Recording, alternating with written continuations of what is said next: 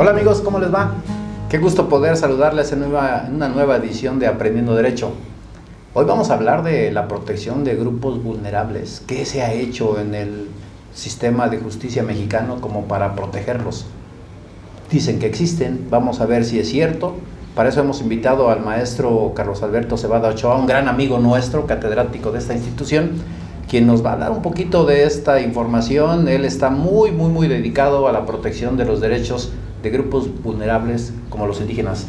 Maestro querido, qué gusto tenerte por acá. Bienvenido a casa otra vez. No, muchas gracias, sí, encantado de la vida y tantos recuerdos que nos trae aquí la universidad y sobre todo este espacio. Muy agradecido por la invitación y sobre todo déjeme comentarle que dicen que uno de los grandes éxitos de la vida es conocer a personas en el camino que te inspiran con el ejemplo. Y en verdad usted ha sido un gran mentor mío y en verdad es un gusto estar aquí con usted. No, Beto, tus palabras nos comprometen aún más, pero ya sabes que se te quiere mucho.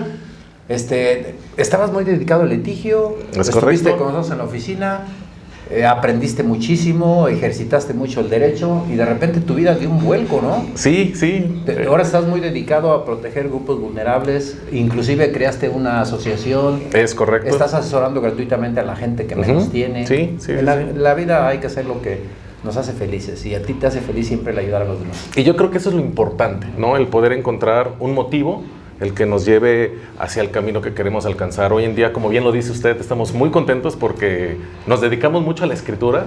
Hace un par de años... Ya escribiste el libro, ¿no? Ya estás con el segundo. Exacto. Hace un par de años publicamos una novela que afortunadamente estuvo seleccionada en un concurso nacional de Amazon, del gobierno federal, entre las 4 mejores novelas del 2021. Y estuvimos en un evento ahí en la Ciudad de México, entonces creo que la escritura nos llamó.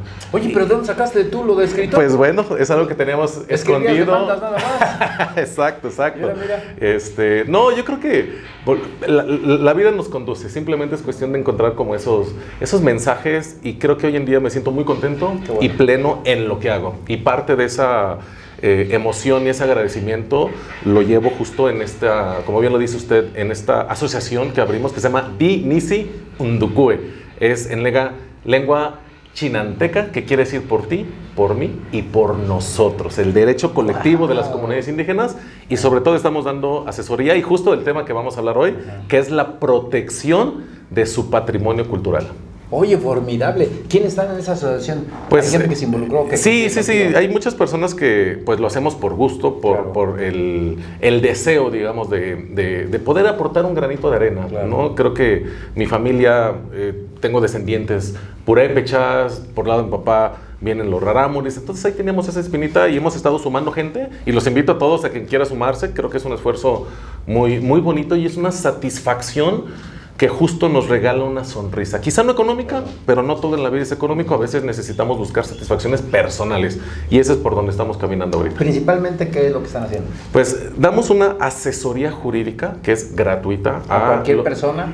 Sí, a cualquier persona, pero nos enfocamos, como bien lo cita usted, en grupos vulnerables, en específico en comunidades indígenas, porque bien sabe usted, doctor, esta necesidad y esta demanda histórica que tienen las comunidades y sobre todo en un derecho en donde a veces el acceso o el poder acceder a la justicia resulta muy complicado, ya sea por sus tradiciones, por su lengua, muchos no hablan el español como tal, entonces estamos tratando de ser una especie de puente o de vínculo.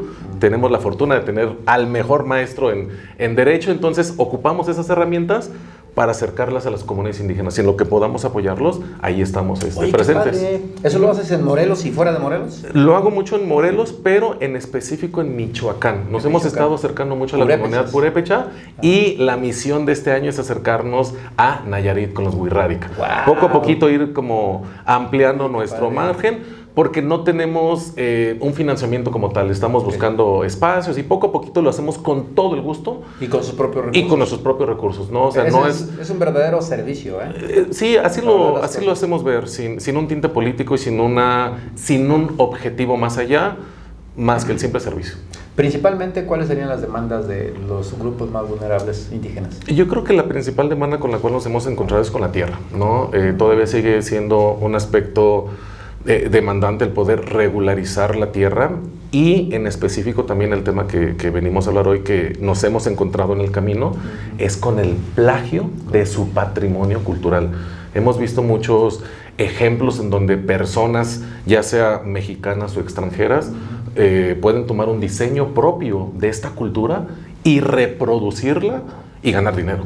No, entonces, pues, ese es uno de los talentos. exacto, ese es uno de los grandes conflictos que tenemos hoy en día dentro de las comunidades, porque el patrimonio cultural creo que debe ser algo que se debe proteger, se debe cuidar, y no cualquier persona llegar a robarse esos diseños y hacerlos pasar como suyos. Entonces, creo que esas dos herramientas son las que principalmente ahorita nos hemos encontrado de cara a este 2023. Oye, si encuentras a una persona talentosa en tu camino, ¿le explicas tú cuál es el marco legal que tiende a proteger sus derechos a través de un registro? ¿Cómo tiene que protegerlos? ¿Y ustedes lo van guiando, lo van asesorando? Sí, no es tan complicado el registro porque afortunadamente hace un año... ¿Qué se hace para el registro? Ok, se tiene que acudir al Instituto Nacional de Pueblos Indígenas. Instituto Nacional de Pueblos Exacto, Indígenas. de Pueblos Indígenas, que es quien recibe el registro del patrimonio cultural. Nada más me gustaría ejemplificar esto. Okay. Hace un año se publica una ley, la Ley Federal de Protección al Patrimonio Cultural. ¿Qué quiere decir esto? Hubo un ejemplo muy sonado de una diseñadora francesa, si no me equivoco, Isabel Marant, que toma un diseño de Michoacán, de Charapan, un gabán, y lo hace en una pasarela pasar como si fuera suyo. Entonces ahí incluso empieza toda esta crítica, ¿no?, en por qué lo hace pasar como suyo. Se crea esta ley para proteger el patrimonio cultural de esta comunidad indígena. No estaba registrado todavía. Exacto, no estaba registrado y no estaba tutelado de cierta forma, una normatividad que permita regular todo este patrimonio. ¿Qué es el patrimonio cultural? Que eso es algo muy importante.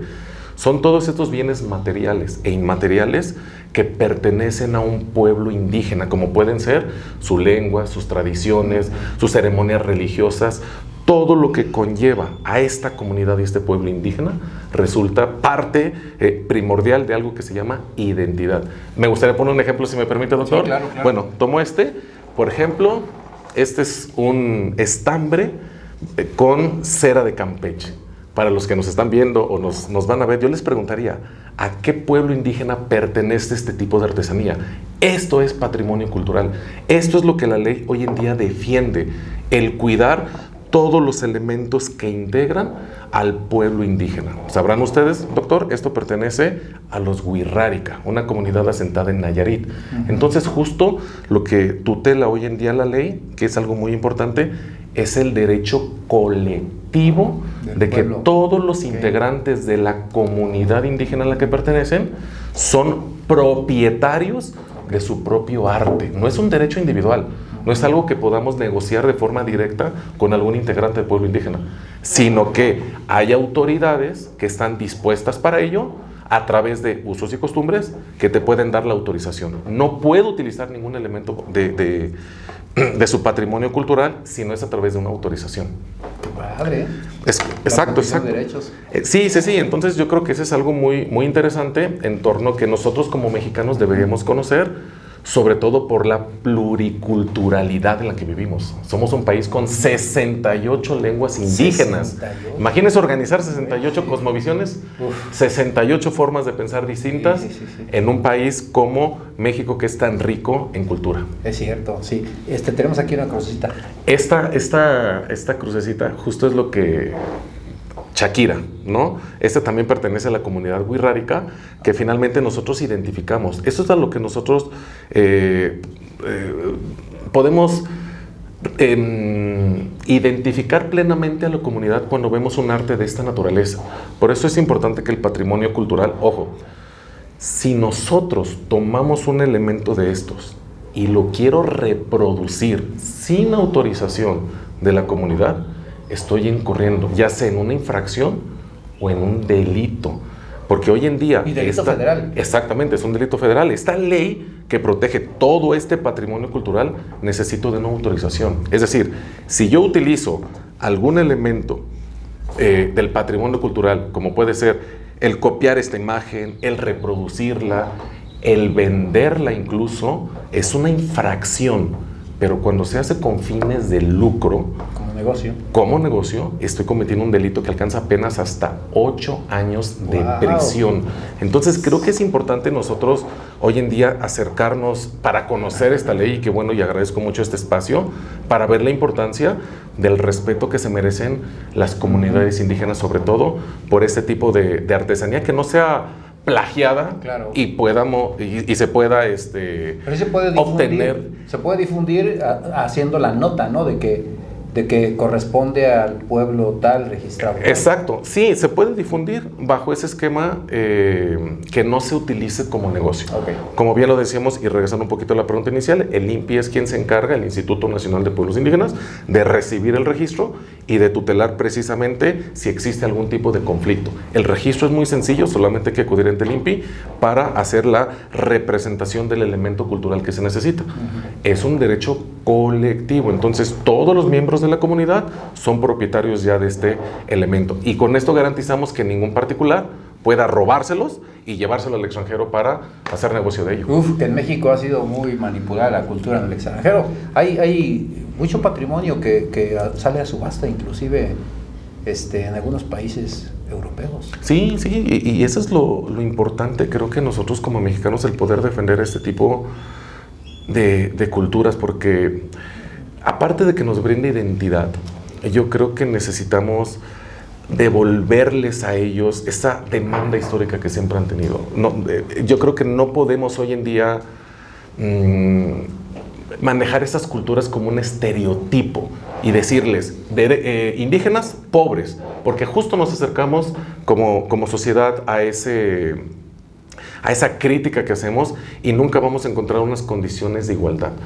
Muchos extranjeros vienen a nuestro país, toman algunos de estos elementos y desafortunadamente los reproducen en otros lados, y quien merma realmente todo lo que tiene que ver con la cultura pues son las propias comunidades. Oye, traes otros objetos ahí. Justo de mi tierra, de Michoacán. Esa es otra cultura. Otra cultura. Esta es la cultura wixárika, ya me corrigieron, la cultura wixárika, que está en Nayarit. Y esta es una falda purépecha, ¿no? La distinción que tenemos es el delantal y es la falda. Dependiendo del sitio en específico de la cultura purépecha, llega a variar un poco, pero lo importante que quería traer este tipo de ejemplos es para que se vea que ningún diseñador puede tomar, ni siquiera diciendo, es que me inspiré en esto para reproducirla, comercializarla y venderla. Creo que eso es algo muy importante que hoy en día debemos de cuidar, doctor, justo como abogados, y eso es lo que nos estamos acercando mucho en la comunidad, el poder acompañar a las comunidades indígenas que pueden registrar todos los elementos de su patrimonio cultural, para evitar que lleguen personas y puedan hacer negocio de su cultura. Creo que es algo muy importante que de un año para acá se está viendo. Ok, el patrimonio cultural que se van creando en las comunidades, solamente ellos pueden venderlo. O pueden entonces autorizar a un tercero para que lo venda, pero con la previa autorización. Ese es un muy buen punto. Únicamente se puede, la autoridad que ha sido elegida para autorizar, puede darlo en uso o aprovechamiento a un tercero, siempre y cuando exista un acto jurídico, en donde esta autoridad competente, digamos, por parte de la comunidad, le permita el uso hasta por 5 años. No puede ser para siempre, ¿no? O sea, hasta por 5 años te permito que utilices este elemento y puedas venderlo. Y que exista una retribución, obviamente, a la comunidad. No se puede hacer entre particulares. O sea, yo no puedo ir con un miembro de la comunidad y decirle, oye, ¿me permites vender la Shakira en mi negocio? Y ese contrato, ese acto jurídico individual es nulo. Wow. Tiene que ser a través de la autoridad competente, porque algo que representa mucho el patrimonio cultural es el derecho colectivo. Exacto. Y eso es algo que a veces desde nuestra visión nos cuesta trabajo, ¿no? El poder conocer la interculturalidad que rige propiamente a través de usos y costumbres. Ok, y si yo voy a un pueblito, Purépecha, por ejemplo, Ajá. y encuentro esos objetos ahí en un mercadito, se supone que si ya están a la venta es porque la autoridad ya autorizó, o yo tendría que comprarlo y buscar que me lo autorice para que pueda sacarlo. No, realmente el que estén a la venta implica que el Previamente pueblo ya hubo. indígena ya autorizó, digamos, a su propia comunidad que pueda venderlo. Entonces tú ya puedes comprarlo y llevártelo a tu casa. Pero el hecho de revenderlo o el hecho de hacer negocio con su cultura sin su autorización, ahí es en donde encontramos ese gran conflicto, porque insisto, ya es un delito, bueno, que me parece algo muy sano. Muy acertado, ¿no? Sí, sobre todo para poder cuidar justo todos esos elementos de gran valía, porque a mí me cuesta mucho trabajo hoy en día el que se siga viendo las comunidades indígenas hacia abajo, ¿no? El que podamos creer o decir, no, es que ellos son pobres, ellos nunca van a poder tener acceso a lo que vivimos hoy en día en este mundo moderno. Creo que ese es parte del canal que pretendemos buscar, ¿no? Este medio de juntar un poco las comunidades con el mundo tan moderno que estamos viviendo. Claro. Oye, qué labor loable estás haciendo y muy interesante, ¿eh? Ay, pues nos gusta, nos Muy apasiona y es parte de lo que vivimos hoy en día. Yo creo que bueno, el conocer el derecho nos ha permitido entender muchas cosas, sobre todo en estos grupos, como bien lo cita usted, vulnerables, que a lo largo de la historia, y basta voltear un poquito hacia atrás, ver todo lo que han batallado, ¿no? El día de hoy que tengan personalidad jurídica es algo muy importante. Sí, ¿cómo no? El artículo 2º constitucional les da una personalidad jurídica, pero creo que falta algo muy importante: la legitimación social. Porque si ya tienen personalidad jurídica, que eso que se ha luchado a lo largo de la historia, y gracias a ese levantamiento del 94 del zapatismo, consiguieron que en el 2001 obtuvieran reconocimiento de sus usos y costumbres, de la pluriculturalidad. Pero falta, creo yo, el reconocimiento social, que nosotros entendamos que ellos son iguales a nosotros. No podemos hablar de interculturalidad o de pluriculturalidad sin una conciencia de igualdad. Y creo que ese es algo, doctor, y lo digo con mucho respeto, nos falta trabajar mucho en ese lado. A muchos, entenderlo, de veras, pocos como tú, de veras. Conozco yo muchos grupos culturales en este país donde sí son pisoteados sus derechos de manera constante. Creo que estás haciendo una labor muy interesante. Oye, ¿y todo eso te llevó a escribir un libro? Pues, ¿De dónde surgió el proyecto? ¿A qué te inspiraste o qué? Pues de toda la vida, les soy honesto, me ha gustado escribir.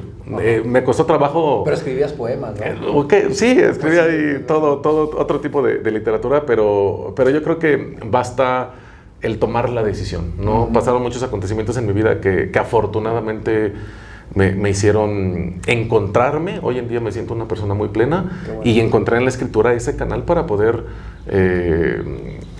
explotar o explayar todas las ideas que tengo. Y justo la novela, si me permite muy breve, habla de unas comunidades indígenas. Ay, qué padre. Y es una novela de ficción. ¿La traes ahí, no? Sí, por ahí. Pásanos el libro para que aquí lo presente el maestro y lo podamos ver. El de hasta abajo. Muchas gracias. Doctor, pues también muchas gracias. Aprovechando, le quiero hacer el regalo de la novela, por favor. Mi primer hijo, y es la que pues estuvo ahí en la final de Amazon México y de Gobierno de la República, como de las cuatro mejores novelas del 21. Del 2021. ¿Fuiste inclusive a la Feria Nacional del Libro? Estuve en la Feria del Zócalo presentándola el año pasado. Nos dieron por ahí un premio por la novela. Y creo que he encontrado en la escritura justo ese sentido y esa motivación para día a día estar caminando. Se llama Selli, entre augurios del mal rojizo. Y gran parte y lo digo honestamente, doctor, pues usted que también es un escritor y que ya lleva bastantes libros, pues yo lo veía cuando se ponía a escribir ahí sus novelas y todo. Entonces siempre ha sido una fuente de inspiración, ¿no? Entonces sí creo que con mucho gusto se lo obsequio. No, muchísimas gracias. En términos generales, ¿de qué trata? Pues es una novela que se sitúa en un contexto prehispánico, en donde justo cuando llega la viruela, ahí es en donde se desenvuelve la novela. Lo que pretendo rescatar con esta novela es nahuatlismos y mexicanismos. ¿Qué es esto? Palabras que se están perdiendo con el tiempo, y que creo que es importante desde el punto de vista sociológico rescatarlas. Quizá usted recordará guandajón, chachalaca, cuchitril, sí, ¿cómo no? Ese tipo de palabras incluso que hemos adaptado del náhuatl y que utilizamos en nuestra vida cotidiana. Entonces traté de rescatar todas estas palabras y plantearlas en un contexto histórico, ¿no? Entonces la novela se desenvuelve en ese momento y como podrán ver en la portada, pues está un personaje cultural muy importante que es un xoloescuintle. De él narra un poquito la novela, un aspecto mitológico, y afortunadamente, le digo, pues ahí estuvo caminando la novela, y ha sido para mí una maravilla el poder caminar con ella, y pues ahorita ya vamos por la segunda. Creo que mi camino me está llevando a escribir novelas. Qué padre, Trojín Librería. Ajá, Trajín es la editorial, exactamente. Okay, te dio la oportunidad y te dio la confianza, porque es difícil tener la confianza de una editorial. O sea, y sobre todo cuando es tu primer novela. Exacto. Porque la editorial, en términos generales, te da la confianza para hacer la impresión, distribución, publicidad. Y te dice la editorial, híjole, pero es que ¿y si no funciona? Yo ya invertí en mis talleres y todo, ¿no? Entonces, darte la confianza, yo creo que aquí vale la pena hacer un reconocimiento para la editora, porque no se equivocó.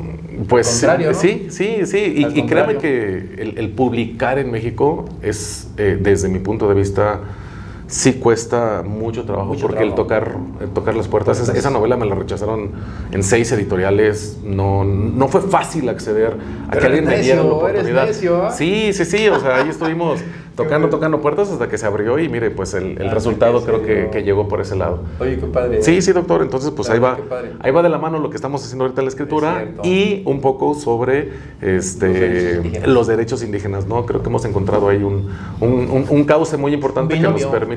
Sí, exacto. Que nos permite. Estás escribiendo mucho. Otra. Exacto. ¿Sobre qué? La segunda novela ya se situó un poquito más en el año de 1969, en un poquito el contexto del movimiento del 68. Como puede ver, me gusta mucho la cuestión social, la cuestión de los movimientos, entonces estamos desarrollándola en este contexto en específico del movimiento del 68. Oye, qué padre. Sí. Pues vamos a estar seguramente atentos. Ya le pediré oportunidad para que me deje venir a presentarla. Ya, claro, va a ser un honor. Ya estaremos. Por supuesto que sí, va a ser un honor.